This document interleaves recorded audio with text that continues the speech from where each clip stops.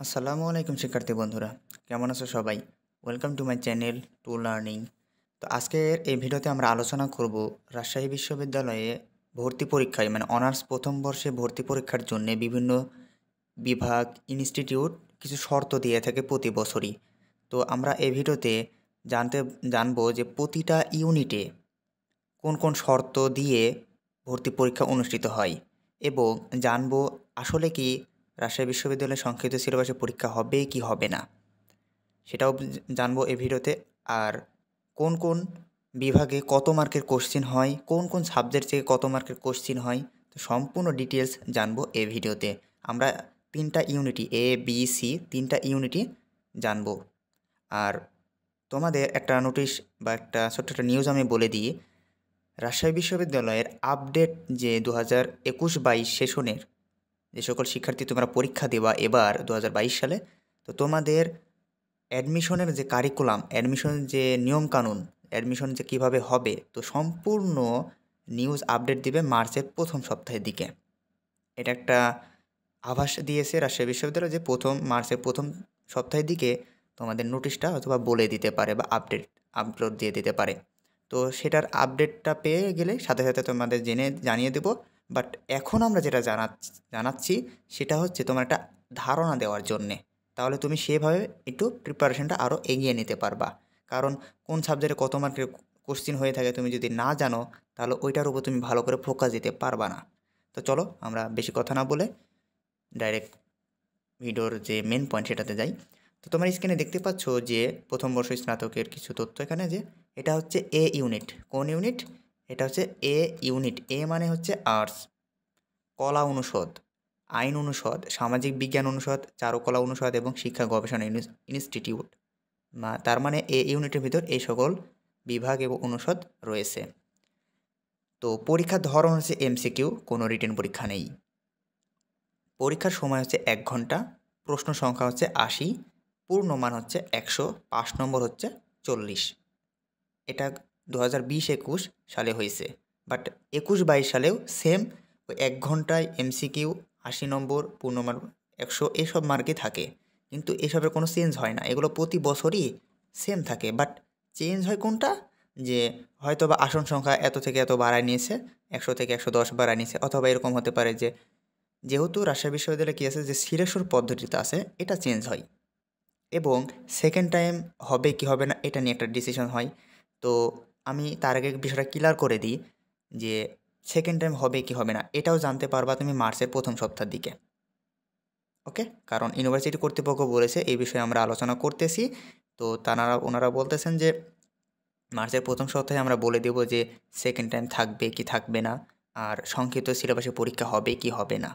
তো আমি বলবো তোমরা ফুল সিলেবাসটাই কাভার করার চেষ্টা করো। কারণ যদি বলে দেয় যে হ্যাঁ আমরা সংক্ষিপ্ত সিলেবাসে পরীক্ষা নিব না, ফুল সিলেবাসে নিব, কিছু করার নেই। অলরেডি কিন্তু মেডিকেল ইউনিভার্সিটি তোমাদের বলে দিয়েছে যে ফুল সিলেবাসে পরীক্ষা হবে। বুয়েট কিন্তু রাজি হয়ে গেছে যে সংক্ষিপ্ত সিলেবাসে পরীক্ষা নিবে। ঢাকা ইউনিভার্সিটিও মত দিয়েছেন, বাট ওদের কিছু সংকোচ বোধ আছে। তো এদিকে গুচ্ছ, তো এরাও সংক্ষিপ্ত সিলেবাসে পরীক্ষা নেবে, কিন্তু জাহাঙ্গীরনগর আর এই রাজশাহী ইউনিভার্সিটি এরা কিন্তু ধরাবাঁধার ভিতর আছে, এখনও এরা কোনো মত দেয়নি। তাহলে তোমাকে ফুল সিলেবাস প্রিপারেশন নেওয়া উচিত বলে আমি মনে করি।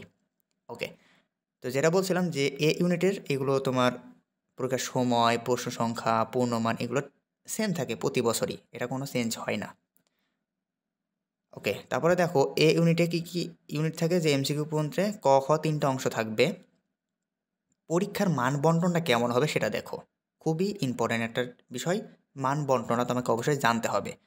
তো বাংলা অংশ বাংলা সাবজেক্টে বাংলা বিষয় থেকে তোমার 30 নম্বর থাকবে, ইংরেজিতে থাকবে 30 নম্বর, সাধারণ জ্ঞানে থাকবে 40।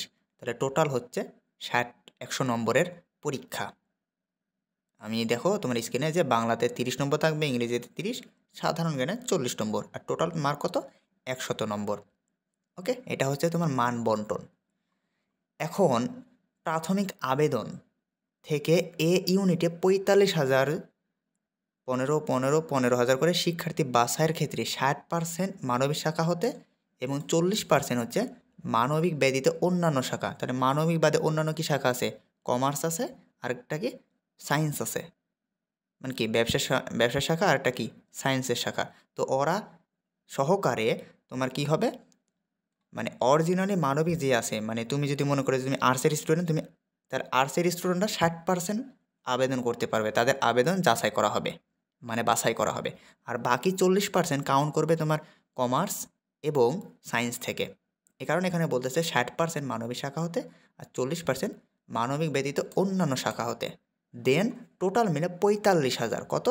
45,000 তোমার কি আবেদনের পরীক্ষা দিতে পারবে, মানে আবেদন থেকে সাপোজ মনে করো যে 60,000 জন আবেদন করলো প্রাথমিক আবেদন। এখন কি করবে ইউনিভার্সিটি কর্তৃপক্ষ? মোট 45,000 জনক সিলেক্ট করবে তার জিপিএ কাউন্টের উপর। এখন জিপিএ কোনটা ধরবে, এসএসসি নাকি এইচএসসি? জিপিএ ধরবে হচ্ছে ইন্টারমিডিয়েটের উপর। তোমার ইন্টারমিডিয়েট যদি প্লাস থাকে তাহলে মাশাল্লাহ তুমি ভালোভাবে তুমি প্রাথমিক আবেদন প্লাস সিলেকশন হতে পারবা। আর তোমার যদি একটু 4-এর নিচে বা 4.5 যদি কাছাকাছি থাকে একটু ওটা আবার টাফও হতে পারে, ঠিক আছে? কারণ এবছর গত বছরের থেকে এবছর কি বেশি এ প্লাসের সংখ্যা হয়েছে, ঠিক আছে? তো যাই হোক, দেখা যাক এখন রাজশাহী ইউনিভার্সিটি এখানে ইউনিট সংখ্যা আরও বাড়ায় কিনা, 50,000 প্রতি ইউনিটে করে কিনা, এটা আবার দেখার বিষয় আছে। আশা করা যাচ্ছে যে এখানে কিছু ইমপ্রুভ হতে পারে, যে 45 থেকে 50,000 হতে পারে। ওকে, তো যাই হোক, এটা গেল। এখন আমরা দেখব যে এ ইউনিটে তোমার কি কি বিভাগ আছে। কারো তো জানার ইচ্ছা থাকে যে আমি আর্টসে পড়বো, তো আমার আর্টসে কী কী সাবজেক্ট থাকতে পারে এবং কোন সাবজেক্টে কতজন আসন সংখ্যা আছে, এটা একটু দেখি, তাহলে তোমার একটু ধারণা থাকবে। তো রাজশাহী বিশ্ববিদ্যালয় 2020-21 শিক্ষাবর্ষে বিভাগীয় আসন সংখ্যা 2020-21-এ, যেহেতু তোমরা এবার 21-22 সেশনের, তো এই 20-21 সেম থাকে আসন সংখ্যাগুলো, খুব একটা দুইটা একটু কম বেশি হয় আর কি। ওকে, তো দর্শন বিভাগ থেকে তোমার 110 জন আসন সংখ্যা বা পড়াশোনা করতে পারে। ইতিহাস থেকে 110, ইংরেজি থেকে 100, বাংলা থেকে 100, ইসলামের ইতিহাস থেকে 110, আরবি থেকে 100, এরকম। তারপরে কি নাট্যকলা, সংস্কৃতি, উর্দু 40, 56, 40 এভাবে দেওয়া থাকে। এটা হচ্ছে কলা অনুষদ। ওকে, তারপরে দেখো নিচে আইন অনুষদ আছে। আইন অনুষদ কি, আইনটা হচ্ছে 110, আইন ও ভূমি প্রশাসন 50। তারপর কি বিজ্ঞান অনুষদ, গণিত, পদার্থবিজ্ঞান, রসায়ন বিজ্ঞান। এটা কি, এটা হচ্ছে বিজ্ঞান অনুষদ, মানে যখন আমরা বিজ্ঞানটা আলোচনা করব তখন আমরা এটা দেখব, ঠিক আছে? তুমি আপাতত এই এ ইউনিট, এগুলো এই দুটো হচ্ছে এ ইউনিট। এই ইউনিটের জন্য এই 160 আর এই যে 941, তাহলে এই টোটাল হচ্ছে তোমার 1,001 জন কী করে চান্স পাই প্রতি বছর, মানে আসন সংখ্যা নেই, মানে 45,000 পরীক্ষা যদি দেয় তাহলে এই 1,001 জন তোমার কি হয়, চান্স পাই, 1,101 জন। ওকে, আশা করি তুমি বুঝতে পারছো যে 1,101 জন কী হয়, রাজশাহী ইউনিভার্সিটিতে চান্স পায় এ ইউনিটে। ওকে, তো এখন আমরা দেখব হচ্ছে কমার্সের, যেটা আমাদের মেন বিষয়, যেটা বি ইউনিট, বিজনেস স্টাডিজ। তো এখানে দেখো শর্তসমূহ কী আছে, বাণিজ্য ও অবাণিজ্য, বিজ্ঞান ও মানবিক উভয় গ্রুপের ছাত্রছাত্রীরা ভর্তি পরীক্ষায় আবেদন করতে পারবে।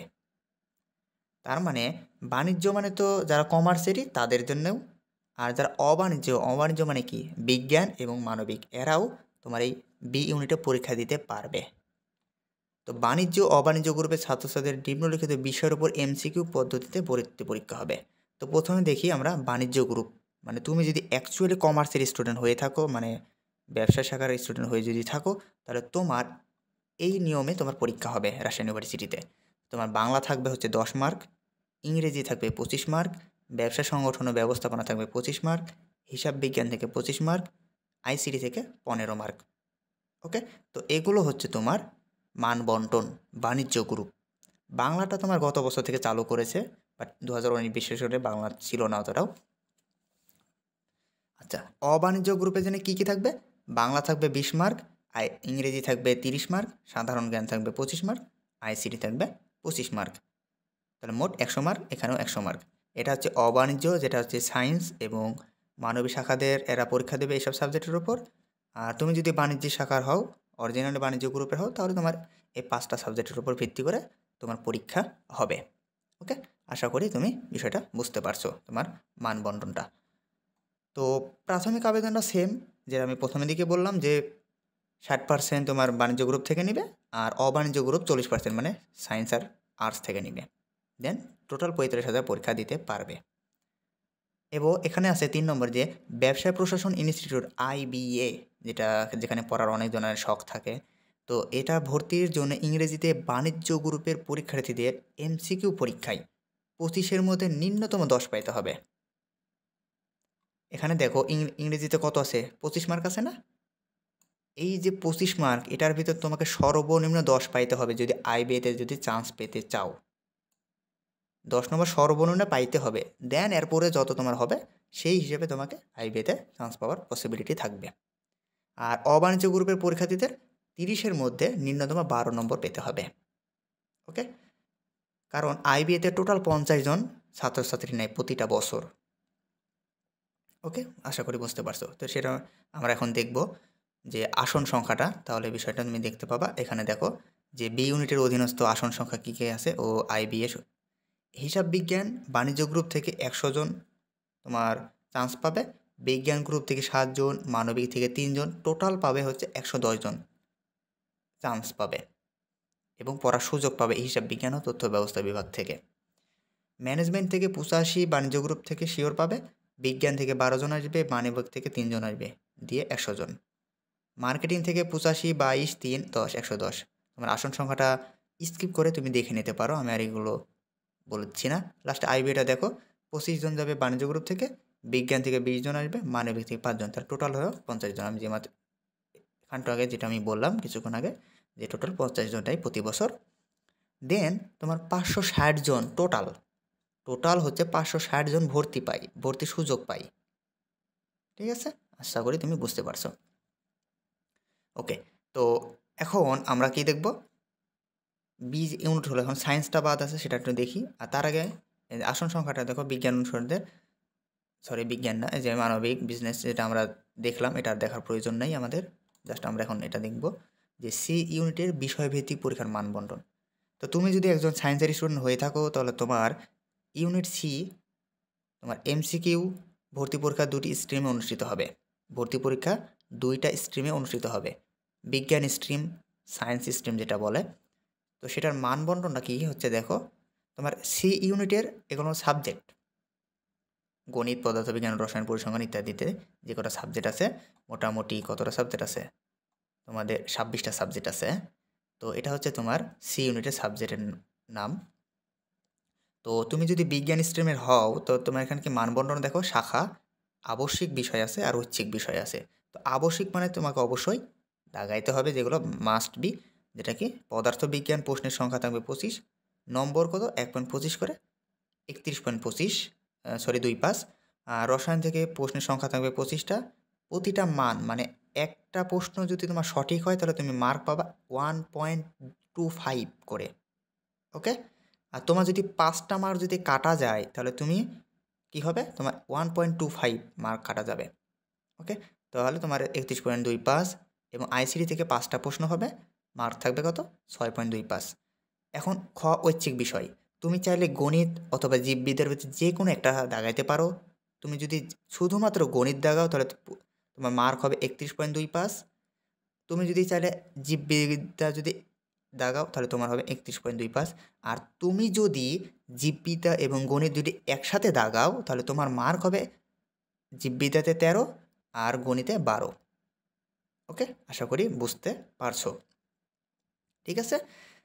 দেন আমি বলছি আবারও, এখানে তোমার রাজশাহী ইউনিভার্সিটিতে এখানে খুব একটা ভালো কাজ করে যে জীববিদ্যা এবং গণিত 2টা সাবজেক্টই দাগানোর সুযোগ করে দেয়। তুমি যদি জীববিদ্যা দাগাও তাহলে তোমার 13টা প্রশ্ন থাকবে, গুণ করলে যে মার্কটা আসবে ওটা হবে। আর গণিত তুমি যদি দাগাও তাও হবে, তোমার 12টা প্রশ্ন দাগাইতে হবে, মার্ক ওইভাবে কাউন্ট করে তোমার কাজ হবে। ওকে? আশা করি বুঝতে পারছো এই মানবন্টনটা। শর্তাবলী কী আছে, এগুলো শর্তাবলী চেঞ্জ হবে, যেহেতু চেঞ্জও হতে পারে। তো নতুন শর্তাবলী আমরা জানবো। তো আমি আর এই ভিডিওটা বেশি লং করতে চাচ্ছি না, কারণ মার্চ মাসে যেহেতু নতুন একটা আপডেট আসতেছে, সেটা নিয়ে একটা ভিডিও আমি অবশ্যই বানাবো। তো যদি চ্যানেলটিকে সাবস্ক্রাইব করে না থাকো অবশ্যই সাবস্ক্রাইব করে রাখো পরবর্তী আপডেট পাওয়ার জন্য। তো থ্যাংকস ফর ওয়াচিং, ভিডিওটা ভালো লাগলে লাইক, কমেন্ট, শেয়ার। ওকে? আল্লাহ হাফেজ।